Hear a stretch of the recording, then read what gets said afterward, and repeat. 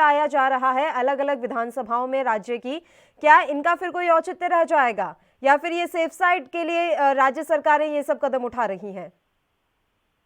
केंद्रीय कृषि मंत्री नरेंद्र सिंह तोमर जी ने कहा कि 50% बात पे रजामंदी हो चुकी है, लेकिन किसानों के जो दो मेन मुद्दे थे, एमएसपी और 3 काले कानून को वापस लेना, दरअसल वो मेन मुद्दे हैं, वो कानून है, उसकी वापसी के लिए किसान आंदोलन कर रहा है। लेकिन कृषि मंत्री अभी ट्रायंगल में किसानों को घुमा रहे हैं, फंसा रहे हैं। सरकार की क्या मंशा है? 6 राउंड बात हो चुकी है, अब अगली बात 4 तारीख को बैठक होगी। हम तो यही आशा करते हैं, उम्मीद करते हैं और मोदी जी से यही रिक्वेस्ट करेंगे, दरखास्त करेंगे कि किसानों के मफाद में आइए। किसान कृषि प्रधान देश है भारत, किसान इस देश की अर्थव्यवस्था की रीढ़ की हड्डी है, इसलिए उनकी जो जायज मांग है, जो असल मांग है, वो क्या है? वो एमएसपी को कानून में जगह मिलनी चाहिए। हम आश्वासन दे रहे हैं, सरकार कह रही है, भारतीय जनता पार्टी के लोग कह रहे हैं, हम है, घबराने की कोई जरूरत नहीं। सरकार आती जाती रहती है, आपकी बात या आपका लिखित आश्वासन को कानून में जगह नहीं मिल सकती, कानून उसे नहीं कहा जा सकता। इसलिए किसान चाहता है कि एमएसपी हो, उसकी फर्स्ट मांग। हम तो ये चाहते थे कि नरेंद्र सिंह तोमर जो 4 मेन मुद्दे थे, उन 4 मुद्दों में से पहला मुद्दा काला कानून वापस करते और उसके बाद एमएसपी पे कोई, ये दोनों जो मेन बातें थी उसको छोड़ के जो तीसरी बात है बिजली बिल का कटौती और पलादी वाला, उसको सरकार ने माना है। लेकिन इसको हम 50%, जैसा कि केंद्रीय कृषि मंत्री नरेंद्र सिंह तोमर जी कह रहे हैं, हम 50% तो नहीं उसको कहेंगे। लेकिन किसान तो संतुष्ट दिखाई दे रहे हैं सर, उसमें फिर कांग्रेस पार्टी कौन होती है कुछ कहने वाली? किसान तो अब सकारात्मक रुख कहीं ना कहीं उन्होंने भी दिखाया है ना, आप तमाम प्रतिक्रियाएं देख लीजिए। नहीं, हमने राजेश टिकैत जी का पूरा भाषण सुना, जो प्रेस को उन्होंने दिया। उन्होंने कहा व्यवहार अच्छा था, हमारा खाना उन लोगों ने खाया, ये तो इंसानियत है। आप व्यवहार अच्छा दिखाइए, खाना खिलाइए और उनसे बात अच्छे पॉजिटिव वे में की गई है, ये तो एक तरफ है। लेकिन दूसरी तरफ ये है कि जो मांग है, दरअसल जो मांग है, असली जो मांगे हैं, उस पे राजेश टिकैत जी ने भी और किसान यूनियन में और उस मंडल में, दल में जो लोग शामिल थे, उनके भी स्टेटमेंट हमने सुने हैं, पढ़े हैं। उन्होंने साफ कहा है कि सरकार ने अभी जो असली मांग है उस पे गोल मोल जवाब दिया है, अभी पूरी तरीके से उस पे बात करने के लिए 4 तारीख को बैठक बुलाई। हम 4 तारीख का इंतजार कर रहे हैं और हम फिर कहना चाहते हैं, कांग्रेस पार्टी और पूरे 62 करोड़ किसान की यही मांग है कि 3 काले कानून जो अंबानी अडानी के फायदे के लिए बनाए गए हैं, उसे वापस लिया जाए। सरकार तो ये बार बार कह रही है कि इसमें के नुकसान क्या है, और नरेंद्र सिंह तोमर ने एक उसमें ये भी बात कर दी कि आप तर्क दीजिए कि ये किस आधार पे आपको नुकसान पहुंचाएंगे। तो वो किसान उनको कई मरतबा उन्होंने, किसान ने लिखित में दे दिया है कि आने वाला समय किसानों के लिए खतरा है, किसानों की एमएसपी के लिए खतरा है, इसलिए किसान सुरक्षित नहीं है। तो किसान सरासर काले कानून को वापसी की मांग कर रहा है, यही मांग कांग्रेस पार्टी कर रही है। ठीक है, आप जुड़े रहिए सर हमारे साथ लगातार। इसमें भारतीय जनता पार्टी के प्रवक्ता वसीम राजा जी भी फोन लाइन पर हमारे साथ जुड़ गए हैं, उनका रुख कर लेते हैं। वसीम साहब, केरल विधानसभा में भी अब एक विशेष प्रस्ताव पारित हो गया है इन कृषि कानूनों के खिलाफ, क्या कहेंगे? और सबसे बड़ी बात यह है, आपके इकलौते भाजपा विधायक ने समर्थन दे दिया। देखिए पल्लवी जी, शुरू से तो हम यही कहते आए हैं कि इस कृषि कानून का विरोध किसानों से ज्यादा कांग्रेस कर रही है, और कांग्रेस जो है किसानों का चोला पहन के, किसानों के कंधे पे बैठ के राजनीति रोटियां सेक रही है। कांग्रेस की अपनी सियासी जमीन पूरे देश से खिसक चुकी है। आज कांग्रेस की सियासत बिल्कुल देश में चरपराई हुई है, कहीं भी कांग्रेस पार्टी का अब जनाधार नहीं बचा।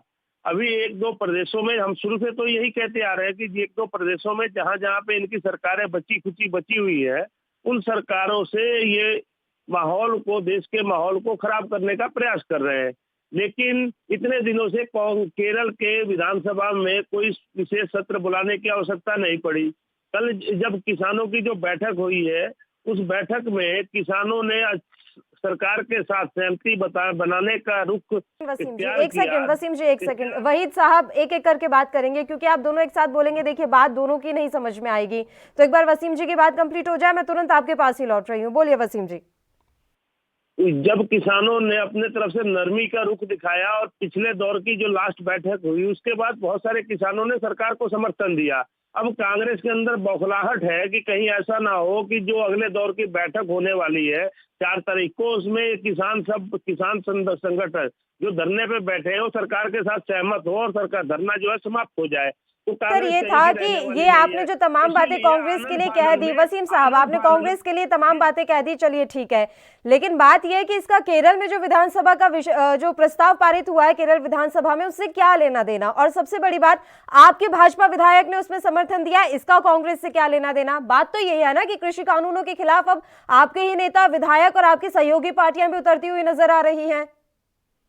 देखिए, किसी विधायक का पर्सनल राय हो सकता है, पर्सनल समर्थन, लेकिन पार्टी का स्टैंड जहां तक बिल्कुल इस कानून के साथ है और किसान भाई भी इस कानून के समर्थन में आएंगे, क्योंकि किसानों की जो समस्या थी उन समस्या पे सरकार सहमति बनाते हुए किसानों के साथ इस कानून में अमेंडमेंट करने को तैयार है। और मेरे भाई कांग्रेस का प्रवक्ता बहुत बड़ी बातें कर रहे हैं, लगातार बोल रहे थे, मैं सुन रहा था। पहले तो ये स्पष्ट कर देना कि इतने वर्षों तक देश के अंदर 60 वर्षों तक कांग्रेस ने राज किया। आज जो देश का किसान जो है आत्महत्या करने पे मजबूर है, उस किसान को अभी तक किसानों की चिंता कांग्रेस ने क्यों नहीं की, इन्होंने क्यों नहीं की? और एक बात का ये जवाब दे दे कि पंजाब में 2017 के चुनाव में, विधानसभा चुनाव में किसानों के कर्जे को माफ करने की बात करके सरकार बनी थी। पंजाब के अंदर कितने किसानों का इन्होंने कर्जा माफ किया उसका डाटा दे दे। और उसके बाद जो अपने केंद्र में जब इतने 60 वर्षों तक इनकी सरकार रही, स्वामीनाथन आयोग की रिपोर्ट इनकी सरकार के समय में आई। अगर ये किसानों के इतने शुभचिंतक होते तो स्वामीनाथन आयोग के विषय पे काम क्यों नहीं हुआ? आज जो स्वामीनाथन आयोग के मुख्य बिंदु, जिसमें एक बिंदु था कि किसानों की आमदनी को कैसी बढ़ाई जाए और किसानों को 4% पे कर्जा मुहैया कराया जाए, इन दोनों पे भारतीय जनता पार्टी की सरकार, देश के प्रधानमंत्री नरेंद्र मोदी जी कार्य कर रहे हैं। और इसी से घबरा के कांग्रेस जो है बिल्कुल बौखलाहट में उल्टे सीधे कदम उठा रही है। आज का जो तहे दिल से माफी चाहती हूँ कि पंजाब की सरकार ने किसानों का कर्ज माफ नहीं किया। आज इस बात को लेकर किसान सड़क पर नहीं है, इस बात को लेकर दोनों पक्षों के बीच बातचीत नहीं हो रही है। बात ये हो रही है कि केंद्र ने 3 कृषि कानून पास किए हैं जो किसानों को चाहिए नहीं। तो सवाल अब आप पे खड़े होंगे, हम कांग्रेस से सवाल नहीं कर सकते हैं। वहीद साहब लौट रही हूँ आपके पास, आप जवाब देना चाह रहे थे। एक छोटे से ब्रेक के लिए हमें यहाँ रुकना है, फौरन हाजिर होंगे।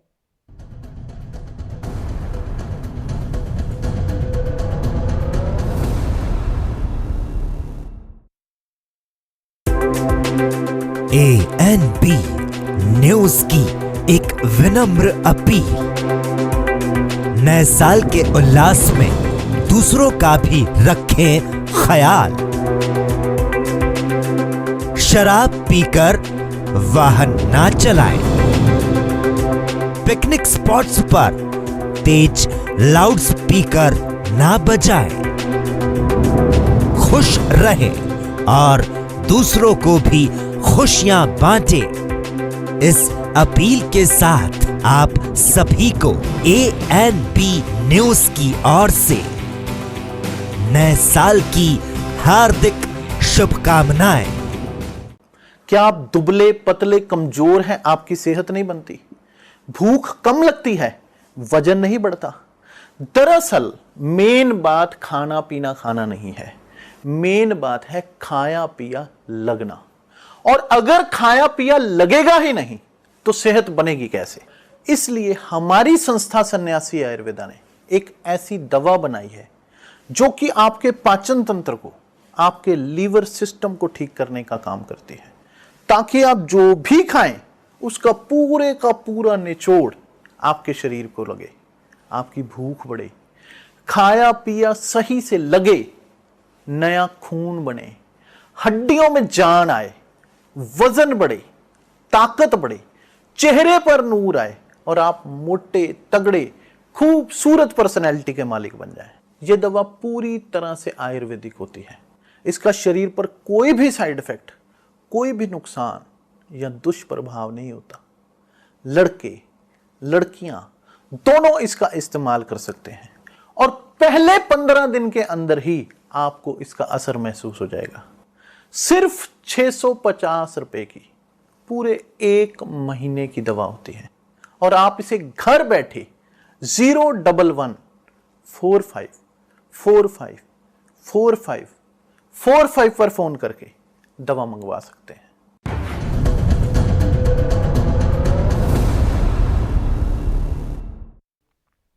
ब्रेक के बाद एक बार फिर से आप सभी का स्वागत है। दोनों मेहमानों का रुख कर लेते हैं। बोलिए वहीद साहब, आप तमाम बातें कहना चाह रहे थे।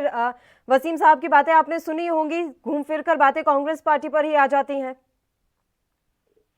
जी मैम, महोदय मैं साफ कहना चाहता हूं भाजपा प्रवक्ता से कि कांग्रेस की चिंता ना करें। कांग्रेस को पूरे भारत में जनाधार प्राप्त है, जनता उसके साथ है, जनता के साथ वो सेवा हमेशा करती चली आ रही है। लोकतंत्र की हत्या करके हमारी 7 जगह से सरकार को बेदखल करने का काम इनकी सरकार ने किया है।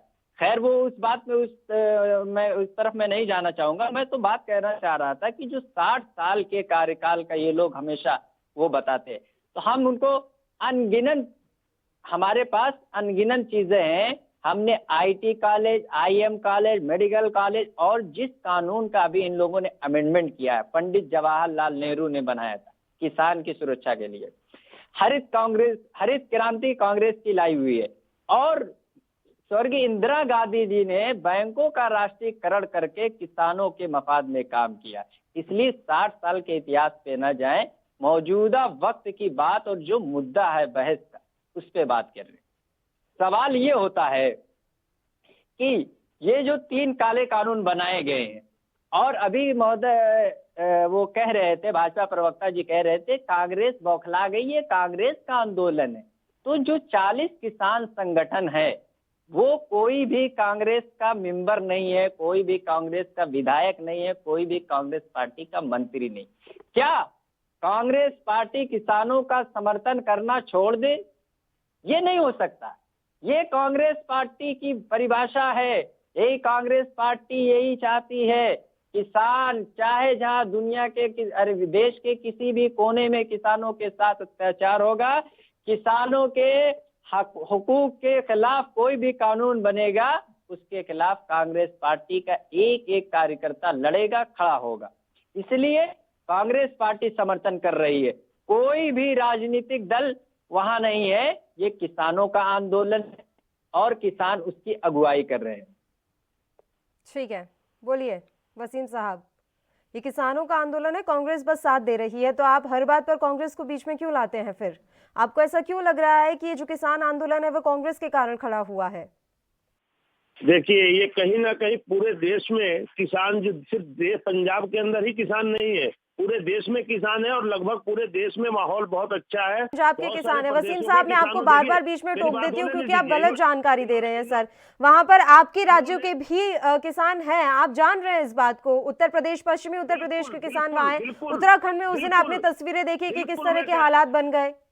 बिल्कुल मैं कह रहा हूँ, मैं यही कह रहा हूँ कि कुछ किसानों का आंदोलन में होना और उनके कंधे पे बंदूक रख के कांग्रेस और वामपंथी के लोगों ने अपने कार्यकर्ताओं को बीच में बैठा के इस आंदोलन को ये लोग खत्म नहीं होने देना चाहते। किसान भाइयों की जो मांगे थी, जो सुझाव थे किसान भाइयों के, उन सब पे सरकार अमेंडमेंट करने को तैयार है, सरकार बदलाव करने को तैयार है।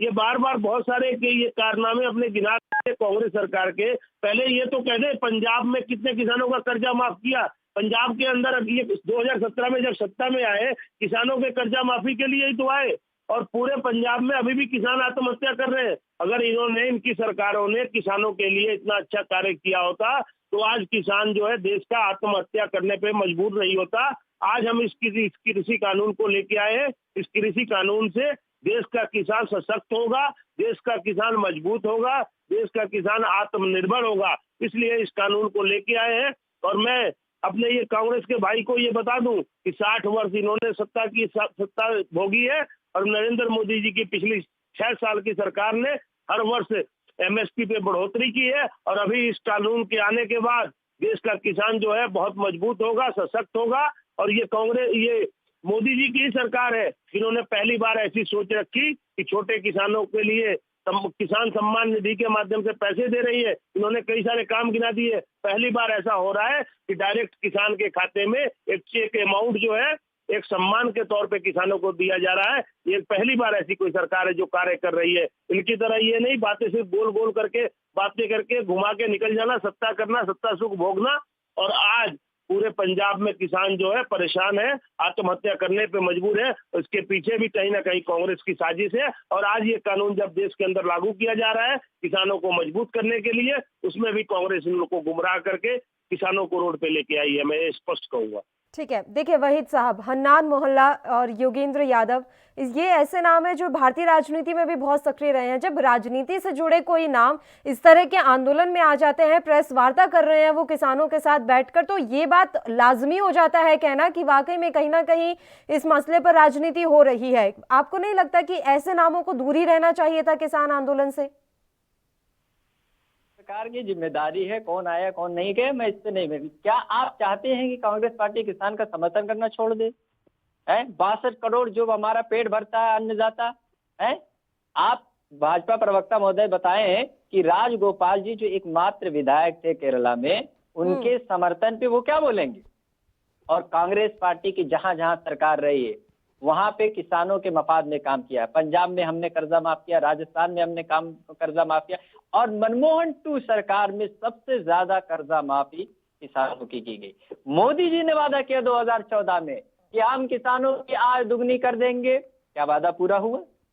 जो कानून बनाया गया है आज उनके मंत्री कह रहे हैं इसमें संशोधन की जरूरत है। तो जब इसमें संशोधन की जरूरत थी तो ये बात किसान संगठनों से पहले कर ली जाती। आपने सदन में ना तो चर्चा किया, ना तो किसी किसान संगठन से बातचीत की। आप बंद कमरे में अडानी अंबानी के मफाद में एक कानून बनाते। क्या ये साबित नहीं करता है कि अडानी जी की गोडाउन दो साल पहले बन के तैयार हो जाती है? ये प्री प्लानिंग काम किया गया है। अब किसान आंदोलन कर रहे हैं तो कांग्रेस कोई हाथ है पीछे से, कांग्रेस की साजिश कर रही है। इस साजिश करके देश को कब तक भ्रमित किया जा रहा है? और सत्ता के नशे में आप मत चूर रहिए। ये लोकतंत्र है, लोकतंत्र में जनता सरकार चुनती है, जनता को अधिकार रहता है। जनता के ख्वाबों पे, जनता के वादों पे अगर सरकार खरी नहीं उतरेगी तो जनता ऐसी सरकार को उखाड़ फेंकेगी। वसीम साहब, जब आपके विधायक, इकलौते विधायक समर्थन करते हैं तो आप कह देते हैं कि ये उनका व्यक्तिगत निर्णय है, और जब कोई पार्टी किसानों के आंदोलन का समर्थन करती है तो वो आपको साजिश लगता है, ऐसा क्यों? देखिए, किसी एक विधायक का समर्थन कर देना या ना करना ये तो देर में उसकी व्यक्तिगत राय हो सकती है। आज जो है ये कांग्रेस को इतने दिनों बाद आज क्यों इसी बिल को कैंसिल करने की, विशेष सत्र बुलाने की क्या आवश्यकता पड़ी? जब किसानों ने सहमति जताने का मन बना लिया, जब हमारी पिछली बैठक में किसान भारत सरकार के साथ खड़े नजर होते दिखे तो इन्होंने घबराहट में आंदोलन को और आक्रोशित करने के लिए केरल के अंदर विशेष विधानसभा का सत्र बुलाया। तो ये क्या है? ये राजनीति से प्रेरित नहीं है तो और क्या? ये राजनीति नहीं कर रहे हैं तो क्या कर रहे हैं? इनको पूरा बौखलाहट है और घबराहट है कि इस कानून के आ जाने के बाद देश का एक एक किसान भारतीय जनता पार्टी के साथ खड़ा होगा, नरेंद्र मोदी जी के साथ खड़ा होगा, क्योंकि इस कानून के आते ही कानून को बढ़िया से लागू हो जाएगा देश में। आज साल 2 साल के अंदर अंदर ये पूरे देश के किसान जो है सशक्त होंगे, मजबूत होंगे, उनकी आमदनी में बढ़ोतरी होगी, जिस कारण ये अभी इन लोगों की गुमराहियत और जहां तक ये देश के अंदर को लग रहा है कि वो गुमराह कर रहे हैं, तो हम उम्मीद करते हैं कि आप भी एक अच्छी मंशा रखेंगे और 4 तारीख की जो वार्ता है उसमें किसानों तक अपनी बात पहुंचा पाएंगे। सर, समय की बहुत ही ज्यादा कमी है, वहीद साहब जल्दी से आप अपना जवाब दे दीजिए। मैडम, बार बार गुमराह की बात ये कर रहे हैं, बार बार ये कह रहे हैं कि कांग्रेस पार्टी गुमराह कर रही है, तो ये इल्जाम हम पे ना दे, ये किसान को समझाएं। अगर ये बिल किसान के मफाद में है, ये किसान के कानून के मफाद में है, हर बात मोदी जी मुमकिन है, हर बात मोदी जी है तो मुमकिन है, मोदी जी है। अरे मोदी जी ने अगर इतने ईमानदारी से किसानों के हितैषी हैं तो ये बात किसान को क्यों नहीं? किसान तो बेवकूफ है नहीं जो दिल्ली की सरहद पर आके आंदोलन कर रहा है। अब उसको कांग्रेस उकसा रही है। इल्जाम छोड़िए, सच्चे मन से किसान के मफाद में एक नया कानून लाइए नहीं, बिल्कुल, हम भी यही उम्मीद करते हैं कि जो बार बार वसीम साहब कह रहे हैं वो 4 तारीख की जो वार्ता दोबारा होने वाली है उसमें एकदम साकार हो जाए। आप दोनों का शुक्रिया तमाम चर्चा के लिए आप हमारे साथ जुड़े। तो आपको बता दें कि कृषि कानूनों के खिलाफ प्रदर्शन लगातार जहां दिल्ली की बॉर्डर्स पर जारी है, वहीं आज केरल विधानसभा में इसको लेकर एक अलग से विशेष प्रस्ताव भी पारित किया गया है। अब सबकी निगाहें 4 तारीख की वार्ता पर टिकी हुई है। इसी के साथ इस बुलेटिन में इतना ही। नमस्कार।